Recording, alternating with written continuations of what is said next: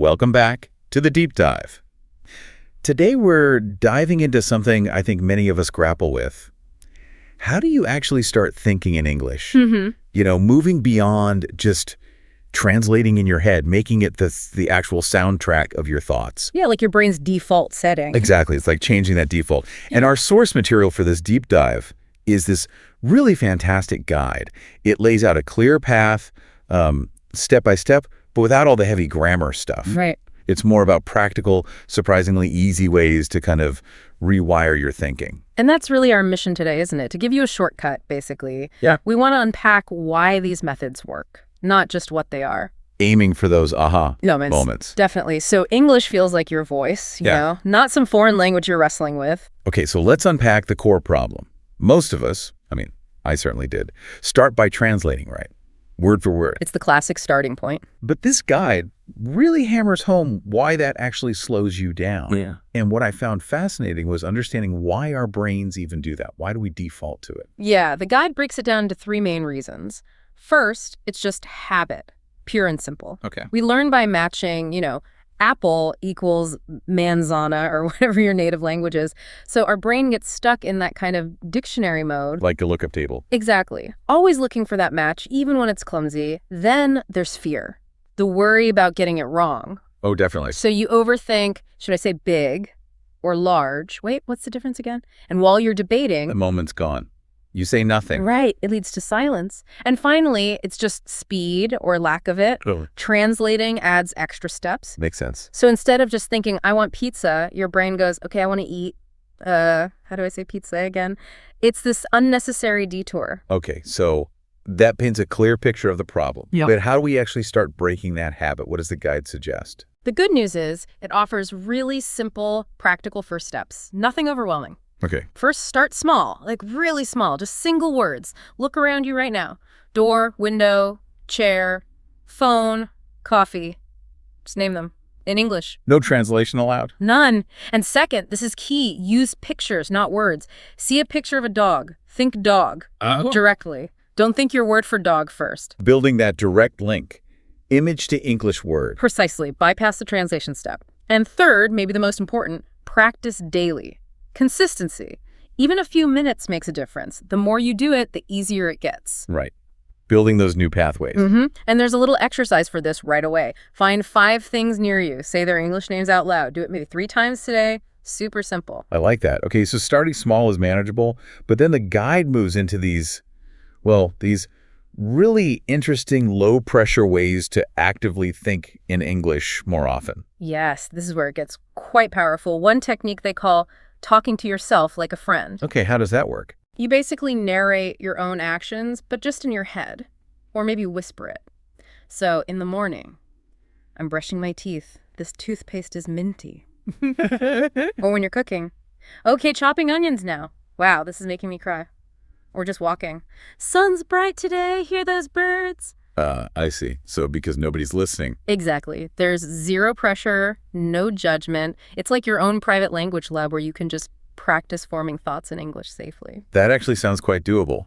But, okay, if you're doing this internal narration, you'll probably find you need more words, right? Yeah. How do you build vocabulary for this kind of thinking? Great question. And the guide has a smart take on this. Learn word groups, not just random single words. Word groups, like themes. Kind of. They give the example of food. Instead of just learning pizza, you learn related words together. Hungry, eat, delicious, spicy recipe. So they're connected. Right. And because they're connected in your mind, it's easier to form natural phrases like, I'm hungry, let's eat pizza. It's so delicious, it flows better. That makes sense. It's more like how we actually use language. Exactly. It mirrors how our brains build networks. The guide gives 5 really useful starting groups. First, feelings. Happy, sad, excited, tired, nervous. Yep. Second, daily actions. Wake up, work, study, exercise, sleep. Pretty essential. Third, food. Breakfast, lunch, dinner, snack, dessert. We talk about food all the time. True. Fourth, travel. Airport, ticket, hotel, map, suitcase.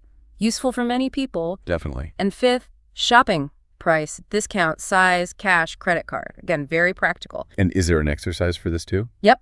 Exercise 2. Pick one group, Write 5 simple sentences using words from that group. So maybe with feelings, I'm tired today, I really need coffee, just using them actively. Got it. So you're building these little networks of meaning. You are. And importantly, the guide stresses this shouldn't feel like a chore. It actually suggests some fun ways to practice daily, just 5 or 10 minutes. The fun is good. What kind of things? Well, there's the morning game. Simple but effective. Step 1, wake up, look around, name 5 things you see. Phone, pillow, clock, curtain, lamp. Okay, easy enough. Step 2, add a detail. Color, size, whatever. Black phone, soft pillow, big clock.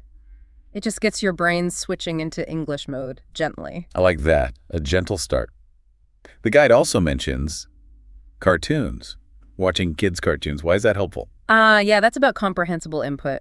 Kids' cartoons use simple words. They speak relatively slowly. And lots of pictures. Exactly. Lots of visual cues. Yeah. So you can understand what's happening, what words mean, without needing to translate. Your brain just absorbs it more naturally. Okay, that makes sense. Low cognitive load. Right. And then there's singing. They suggest simple, well-known songs. Like what? Things like Happy Birthday, maybe Let It Go from Frozen if you know it. Oh, no. Or even Count on Me by Bruno Mars. Stuff with repetition and rhythm. Music really helps things stick in your memory. It does.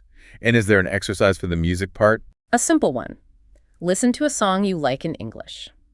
Try to pick out just 3 words you hear clearly. Then Google them, but look for pictures of what they mean. Reinforcing the picture method. No translation. Exactly. Keep building those direct English-to-concept links. Okay, these are great strategies. But let's be real. People still hit roadblocks, right? Does the guide address those common frustrations? It absolutely does. It tackles the big ones head on. First, I don't know enough words. Yeah, that's huge for many learners. And the solution is surprisingly practical. Use simple words you do know, plus gestures. Gestures. Yeah. If you need, say, scissors, but you blank on the word, you can say, I need this, and make a cutting motion with your fingers. Focusing on communication, not perfection. Exactly. Get your meaning across. And they also give you 5 essential survival phrases, kind of your basic toolkit. What are they? Let's see. Can you help me? I don't understand. Please repeat slowly. How do you say this in English? Yeah. And of course, thank you. Okay, those are definitely lifesavers. What about the fear factor? I'm afraid of mistakes. Right. And the guide's take is refreshing. It basically says everyone makes mistakes, even native speakers.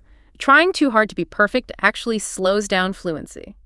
So what's the tip? Just accept mistakes? Well, yes, but it goes further. It actually suggests making one small mistake on purpose each day. Seriously? Yeah, like say, I ate breakfast, then correct yourself with a little laugh. Oops, I have eaten breakfast. It's about desensitizing yourself, making it less scary, more playful. Oh, that's counterintuitive, but interesting. Okay, what about freezing up? Forgetting words mid-sentence. Yes, the brain freeze moment. The Okay. fix is simple. Just pause, use filler words. Like and us. Exactly. Let me think. Native speakers do it constantly. It's totally normal. So just say, I want to buy a gift. It gives your brain a second to catch up. Okay, that's reassuring. So for people who like structure, does the guide offer a concrete plan? It does. There's a neat 7-day jumpstart plan. It's designed to build momentum, make it feel achievable. Okay, walk us through it. Sure. Day 1 is objects and colors. Name 10 things in your room, add colors. Reinforces that basic naming. Got it. Day 2, feelings. Say 3 feelings you have during the day. I'm tired, I'm happy. Connecting internal states to English. Makes sense. Day 3, food. Briefly describe your meals in English. Breakfast was toast. Simple stuff. Good. Day 4, cartoon day. Watch 10 minutes of something simple like Peppa Pig. Write down 5 words you hear. Got the big, okay. Day 5, sing-along day. Belt out happy birthday in English, even if it's no one's birthday, using that music memory boost. All right. Day 6, Okay. survival phrases. Practice those 5 key phrases. Say them to a friend or just in the mirror. Build that confidence. Good idea. And day 7, celebrate. This is important. Write down 3 things you did well this week. Like, I named 20 objects. I sang the song. Acknowledge your effort. That positive reinforcement. Nice. So beyond the plan, does it recommend any specific tools or apps? Yeah, a few helpful ones that fit the philosophy. For apps, Google Images, great for that picture association, no translation. Duolingo, good for spaced repetition, making words stick. And Elsa Speak specifically for pronunciation practice helps build speaking confidence. Okay, those sound useful. What about websites or channels? For YouTube, they like BBC Learning English, and Easy English Real Life Conversations, good for listening.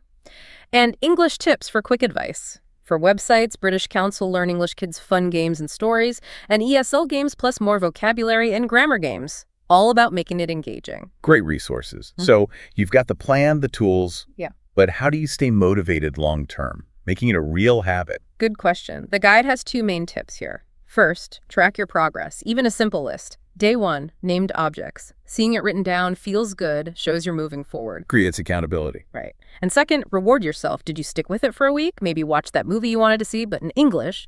Or just acknowledge your effort. Small rewards help. And it emphasizes those 2 key reminders, right? Small steps are better than perfect steps. Absolutely. Don't aim for perfection, aim for consistency. And the other one, even 5 minutes a day helps. Every little bit counts. So true.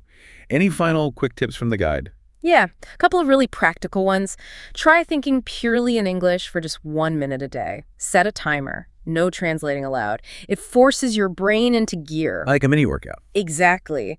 Also, use sticky notes. Label things around your house. Mirror, desk, window, constant passive reinforcement. Creates an immersion environment. And the big one, be patient. Remember, fluency is a marathon, not a sprint. Be kind to yourself. That's crucial. And it gives some simple sentences to just start using, right, for that daily practice. Yeah, things you can use right away in your internal monologue. I'm hungry, let's eat. Or today's sunny, I'm happy. Or I need coffee, where is the cup? Simple, everyday thoughts. Perfect starting points. Well, that brings us near the end of this deep dive. It really feels like this guide offers a pathway not just to learning English, but to making it, well, part of your internal world, like breathing. Absolutely. And the core message is so encouraging. You can do this. Start today. 1 word, 1 sentence. It's designed to be easy, practical, genuinely stress-free.